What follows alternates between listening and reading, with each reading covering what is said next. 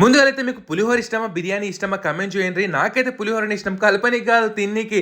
సరే గీయాలైతే మా అమ్మ పుంటి కూరతో పులిహోర చేసి చూపిస్తున్నట్ట పాండ్రి. మనమైతే అన్నం వండుకోనికి ఇండస్ట్రీ నుంచి పెద్ద హండి ఆర్డర్ పెట్టుకున్నాము. ఎందుకంటే ఇంట్లో ఎల్లడెల్లడు అన్నం ఉడుకుతుంది, అందులోనే మళ్ళీ పులిహోరకి కలుపుకొని కుక్ అండ్ సర్వ్ చేసుకోవచ్చు. ఇక బియ్యం కడిగేసి అన్నం పొయ్యి మీద ఎక్కించుకోరు. ఇక కడాయిలో మొత్తం నూనె వేసి పచ్చిమిరపకాయలు అట్లనే కడిగి కోసుకున్న పుంటి కూర ఒక 2 కట్టలు అయితే సరిపోతుంది అన్నట్టు. ఇది మంచిగా మగ్గినాక అందులో ఉప్పు పసుపు వేసేసి మనం నానబెట్టి చింతపండు పులుసు తీసుకోవాలన్నట్టు. అది మంచిగా ఉడకాలి. నూనె అంతా బయటకు వచ్చినాక దాని మీదకి వెళ్ళి మొత్తం అంతా మెంతి పొడి వేసుకోవాలి. అన్నం చూసినా పొడి పొడి ఉడికింది గిన్నె.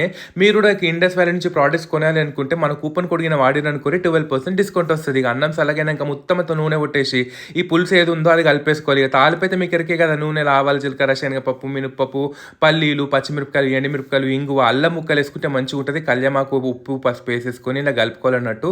అన్నం చూస్తే ఎంత మంచిగా పొడి పొడి అయిందో.